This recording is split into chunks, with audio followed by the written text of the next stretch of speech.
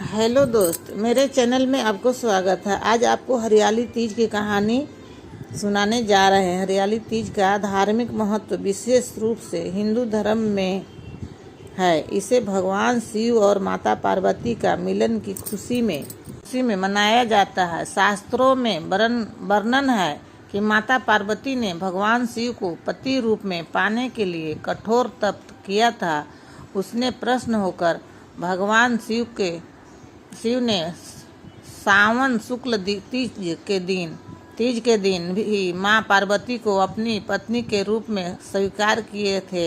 इसलिए इस दिन अर्थात हरियाली तीज के दिन माता पार्वती के पूजा का दिन मानते हैं। इसलिए अपने पति की लंबी उम्र और सुखी दाम्पत्य जीवन की कामना करती है। सावन का महीना प्रेम और उत्साह का महीना माना जाता है। प्रेम के धागे को मजबूत करने के लिए इस महीने में कई त्यौहार मनाए जाते हैं। आज मैं आपको सुना रही हूँ हरियाली तीज की बड़ी ही दुर्लभ कथा। तो अब सब चीज श्रद्धा से प्रसन्नचित्त मन से इन कथाओं को पूरा अवश्य सुनिएगा। अब आइए सावन करते हैं हरियाली तीज व्रत कथा। भगवान शिव अपनी पत्नी सती के आत्मदाह के बाद उनको खोने का दुख सहन करने में असमर्थ थे। इस दुख के दौर में उन्होंने सांसारिक मामलों में रुचि खो दी और तपस्या में लीन हो गए। आदि शक्ति माता सती ने भगवान शिव शंकर को इस स्थिति से बाहर निकालने के लिए और भगवान शिव को पुनः पति के रूप में पाने के लिए 107 जन्म लिए, लेकिन वह असफल रहे। उनका 108वां जन्म पर्वतराज हिमालय और रानी मैनावती के पुत्री के रूप में जन्म लिए। अभी तक आप मेरे चैनल को सब्सक्राइब नहीं किए हैं तो सब्सक्राइब कीजिएगा और पूरा कहानी सुनिएगा, आपको बहुत अच्छा लगेगा। तो सावन का महीना प्रेम और उत्साह का महीना माना जाता है। प्रेम के धागे को मजबूत करने के लिए इस महीने में कई त्यौहार मनाए जाते हैं। आज मैं आपको सुना रही हूँ हरियाली तीज की बड़ी ही सुंदर कथा। तो आप सच्ची श्रद्धा से मन से इन कथाओं को पूरा अवश्य सुनिएगा। अब आइए श्रवण करते हैं हरियाली तीज व्रत कथा। भगवान शिव अपनी पत्नी सती के आत्मदाह के बाद उनको खोने का दुख सहन नहीं करने के असमर्थ थे। इस दुख के दौर में उन्होंने सांसारिक मामलों में रुचि खो दी और तपस्या में लीन हो गए थे। आदि शक्ति माता सती ने भगवान शिव शंकर को इस स्थिति से बाहर निकालने के लिए और भगवान शिव को पुनः पति के रूप में पाने के लिए 107 जन्म लिए, लेकिन वह असफल रहे। उनका 108वां जन्म पर्वतराज हिमालय और रानी मैनावती की पुत्री पार्वती के रूप में हुआ। अपने 108वें जन्म में मां पार्वती के कठोर तप से प्रसन्न होकर सावन मास के शुक्ल पक्ष की तृतीया तिथि को भगवान शिव माता पार्वती के साथ विवाह करने के लिए तैयार हो गए। तभी से ऐसी मान्यता है कि इस व्रत को करने से माता पार्वती प्रसन्न होकर अखंड सुहाग का आशीर्वाद देती हैं। तीज के दिन महिलाएं भगवान शिव और देवी पार्वती का पूजन करती हैं तथा बिना खाए पिए पूरा दिन व्यतीत करती हैं। फिर अगले दिन सुबह स्नान और पूजा के बाद व्रत पूर्ण करके भोजन को ग्रहण करती है। एक बार भगवान शिव ने जन कल्याण के लिए मां पार्वती को उनकी कठिन तपस्या का स्मरण कराते हुए तीज की कथा सुनाई थी। भगवान शिव कहते हैं कि हे पार्वती, पर्वतराज हिमालय पर गंगा के किनारे तुमने अपनी बाल्य अवस्था में अधोमुखी होकर कठिन तप किया था। इस अवधि में तुमने अन्न ना खाकर केवल हवा और सूखे पत्तों का सेवन किया। मन ही शीतलता में तुमने निरंतर जल में प्रवेश करके तप किया था। वैशाख मास में जल देने वाली गर्मी में पंच अग्नि में शरीर को तपाया। सावन मास की मूसलाधार वर्षा में खुले आसमान के नीचे बिना अन्न जल ग्रहण किए तुमने काफी समय व्यतीत किया। तुम्हारी इस कठिन तपस्या को देखकर तुम्हारे पिता बहुत दुखी और नाराज होते थे। तब एक दिन तुम्हारी तपस्या और तुम्हारे पिता की नाराजगी को देखकर नारद जी तुम्हारे घर पधारे। तुम्हारे पिता द्वारा आने का कारण पूछने पर नारद जी ने कहा हे गिरिराज, मैं भगवान विष्णु के भेजने पर यहाँ आया हूँ। आपकी पुत्री की घोर तपस्या से प्रसन्न होकर विष्णु भगवान उनसे विवाह करना चाहते हैं। इस बारे में आपकी क्या राय है? नारद जी की बात सुनकर पर्वतराज हिमालय बहुत प्रसन्नता के साथ बोले, हे मुनि, यदि स्वयं भगवान विष्णु मेरी कन्या का वर्ण करना चाहते हैं तो मुझे इसमें क्या आपत्ति हो सकती है? वे तो साक्षात ब्रह्मा हैं। यह तो हर पिता की इच्छा होती है कि उसकी पुत्री सुख संपदा से युक्त पति के घर की लक्ष्मी बने। नारद जी तुम्हारे पिता की स्वीकृति पाकर विष्णु जी के पास आते हैं और उन्हें विवाह तय होने का समाचार सुनाया, परंतु जब तुम्हें इस विवाह के बारे में पता चला तो तुम्हें बहुत दुख हुआ। तुम्हें इस प्रकार से दुखी देखकर तुम्हारी एक सहेली ने तुम्हारे दुख का कारण पूछा। तब तुमने बताया कि मैंने सच्चे मन से भोलेनाथ का वर्णन किया है, परंतु मेरे पिताजी ने मेरा विवाह विष्णु जी के साथ तय कर दिया है। मैं अब धर्म का संकट में हूँ। अब मेरे पास प्राण त्यागने के अलावा और कोई उपाय नहीं है। भगवान शिव कहते हैं, हे पार्वती, तुम्हारी सखी बहुत ही समझदार थी। उसने कहा, प्राण त्याग देना किसी समस्या का हल नहीं होता। संकट के समय में धैर्य से काम लेना चाहिए। नारी के जीवन की सार्थकता इसी में है कि जिसे मन से पति के रूप में वर्ण कर लिया, जीवन भर उसी से निर्वाह करें। सच्ची आस्था और पूरी निष्ठा से तो भगवान भी असहाय हो जाते हैं। मैं तुम्हें घने वन में ले चलती हूँ, जो साधना के लिए सही स्थान है और जहाँ तुम्हारे पिता तुम्हें खोज भी नहीं पाएंगे। मुझे पूर्ण विश्वास है कि ईश्वर अवश्य ही तुम्हारी सहायता करेंगे। तब अपनी सखी की बात मानकर तुमने ऐसा ही किया। तुम्हारे पिता तुम्हें घर पर ना पाकर बड़े चिंतित और दुखी हुए। वह सोचने लगे कि मैंने विष्णु जी से मेरी पुत्री का विवाह तय कर दिया है। यदि विष्णु जी बारात लेकर आए और कन्या घर पर नहीं मिली तो मेरा बहुत अपमान होगा। ऐसा विचार करके पर्वतराज ने चारों ओर तुम्हारी खोज शुरू करवा दी। सब तुम्हें खोजते रहें और उधर तुम नदी के किनारे एक गुफा में मेरी आराधना में लीन रहने लगी। सावन मास के शुक्ल पक्ष की तृतीया को हस्त नक्षत्र के समय तुमने रेत के शिवलिंग का निर्माण किया और रात भर मेरी स्तुति में गीत गाकर जागरण किया। तुम्हारी इस काष्ठ तपस्या से प्रभाव से मेरा आसन हिलने लगा और मैं शीघ्र ही तुम्हारे पास पहुंच गया और तुमसे वर मांगने को कहा।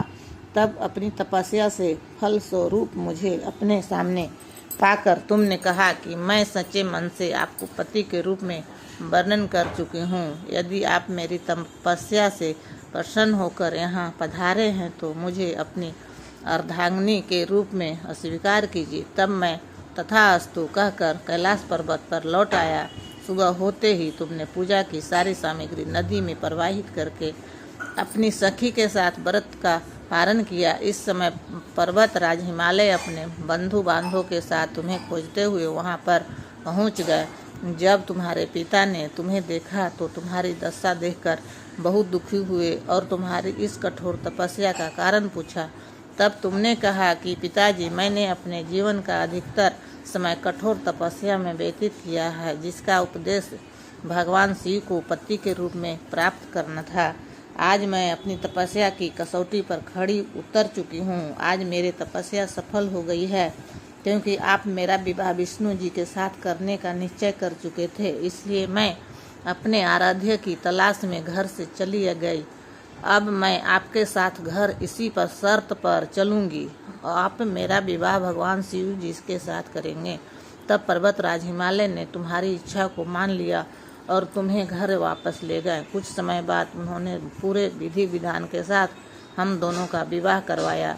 भगवान शिव ने कहा, हे पार्वती, सावन मास के शुक्ल पक्ष की तृतीया को तुमने मेरी आराधना करके जो व्रत किया था, इसके फलस्वरूप हम दोनों का विवाह हुआ है। भगवान शिव ने पार्वती जी से कहा, हे पार्वती, जो भी स्त्री पूरी निष्ठा और श्रद्धा से के साथ इस दिन व्रत करके तुम्हारी पूजा करेगी, मैं उन्हें अचल सुहाग प्रदान करूंगा। बोलिए श्री शंकर पार्वती भगवान की जय।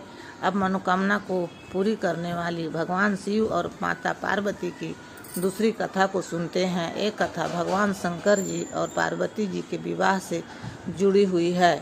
आज के दिन इस पवित्र कथा को सुनते हैं। सुनने से हमारी समस्त मनोकामनाएं पूर्ण होती है और सभी संकट दूर हो जाते हैं। तो आप सभी लोग पूरी श्रद्धा और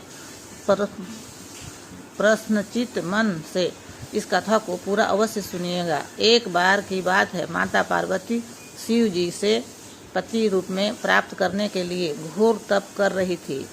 उनके तप को देखकर देवताओं ने शिव जी से देवी की मनोकामना को पूर्ण करने की प्रार्थना की। शिव जी ने पार्वती जी की परीक्षा लेने के लिए सप्त ऋषियों को भेजा। सप्त ऋषियों ने शिव जी के सैकड़ों अवगुण गिनाए, पर पार्वती जी को महादेव के अलावा किसी और से विवाह मंजूर नहीं था। विवाह से पहले सभी वर अपनी भावी पत्नी को लेकर अवस्थ होना चाहते थे, इसलिए शिव जी ने स्वयं भी पार्वती जी की परीक्षा लेने की ठानी। भगवान शंकर प्रकट हुए और पार्वती जी को वरदान देकर अंतर्ध्यान हुए। इतने में पार्वती माता जहाँ तप कर रही थी, वहीं पास के तालाब में मगरमच्छ ने एक लड़के को पकड़ लिया। लड़का जान बचाने के लिए चिल्लाने लगा। पार्वती जी से उस बच्चे की चीख सुनी नहीं गई। द्रवित हृदय होकर वह तालाब पर पहुंची। देखती है कि मगरमच्छ लड़के को तालाब के अंदर खींच कर ले जा रहा है। लड़के ने देवी को देखकर कहा, मेरी ना तो माँ है, ना बाप, ना कोई मित्र। माता, आप ही मेरी रक्षा करें। पार्वती जी ने कहा, हे मगरमच्छ, इस लड़के को छोड़ दो। मगरमच्छ बोला, दिन के छठे पहर में जो भी मुझे मिलता है उसे अपना आहार समझकर स्वीकार करना मेरा नियम है। ब्रह्मादेव ने दिन के छठे पहर इस लड़के को भेजा है, मैं इसे क्यों छोड़ूं? पार्वती जी ने विनती की, तुम इसे छोड़ दो, बदले में तुम्हें जो चाहिए वह मुझसे कहो। मगरमच्छ बोला, एक ही शर्त पर मैं इसे छोड़ सकता हूँ। आपने तप करके महादेव जी से जो वरदान प्राप्त किए हैं, यदि उस तप का फल मुझे दे दो तो मैं इसे छोड़ दूंगा। पार्वती जी तुरंत तैयार हो गई। उन्होंने कहा, मैं अपने तप का फल तुम्हें देने का तैयार हूँ, लेकिन तुम इस बालक को छोड़ दो। मगरमच्छ ने समझाया, सोच लो देवी, जोश में आकर संकल्प मत करो। हजारों वर्षों तक आपने जैसा तप किया है वैसा देवताओं के लिए भी संभव नहीं है। उसका सारा फल इस बालक के प्राणों के बदले चला जाएगा। पार्वती जी ने कहा, मेरा निश्चय पक्का है, मैं तुम्हें अपने तप का फल देती हूँ, तुम इसको जीवन दे दो। मगरमच्छ ने पार्वती जी से तप का दान करने का संकल्प करवाया। तप का दान होते ही मगरमच्छ का शरीर तेज से चमकने लगा। मगरमच्छ का शरीर तेज से चमकने लगा। मगरमच्छ बोला, हे पार्वती, देखो, तप के प्रभाव से मैं तेजस्वी बन गया हूँ। तुम्हें जीवन भर की पूंजी एक बच्चे के लिए व्यर्थ कर दी। चाहो तो अपनी भूल सुधारने का एक मौका और दे सकता हूँ तुम्हें। पार्वती जी ने कहा, हे मगरमच्छ, तब तो मैं पुनः कर सकती हूँ, किंतु यदि तुम इस लड़के को निगल जाते तो इसका जीवन वापस नहीं मिल सकता था। देखते ही देखते वह लड़का अदृश्य हो गया। मगरमच्छ भी लुप्त हो गया। पार्वती जी ने मन ही मन विचार किया, मैंने तप तो दान कर दिया है, अब पुनः तप आरंभ करूंगी। पार्वती जी ने फिर से तप करने का संकल्प लिया। भगवान सदाशिव फिर से प्रकट होकर बोले, पार्वती, भला अब क्यों तप कर रही हो? पार्वती जी ने कहा, प्रभु, मैंने अपने तप का फल दान कर दिया है। आपको पति रूप में पाने के संकल्प के लिए मैं फिर से वैसा ही घोर तप करके आपको प्रसन्न करूंगी। महादेव जी बोले, मगरमच्छ और वो लड़का दोनों रूपों में मैं ही था। तुम्हारा चित्त प्राणी मात्र में अपने सुख दुख का अनुभव करता है या नहीं, इसकी परीक्षा लेने के लिए मैंने यह लीला रची थी। अनेक रूपों में दिखने वाला मैं एक ही हूँ। मैं अनेक शरीरों से अलग निर्विकार हूँ। तुमने अपना तप मुझे ही दिया है, इसलिए तुम्हें अब और तप करने की कोई जरूरत नहीं है। देवी पार्वती ने अपना तप दे करके अपना कल्याण करी और हर हर महादेव लिखिएगा। इस तरह से कहानी बताएं। अगर अच्छा लगा होगा तो लाइक कीजिएगा, शेयर कीजिएगा और सब्सक्राइब जरूर कर दीजिएगा।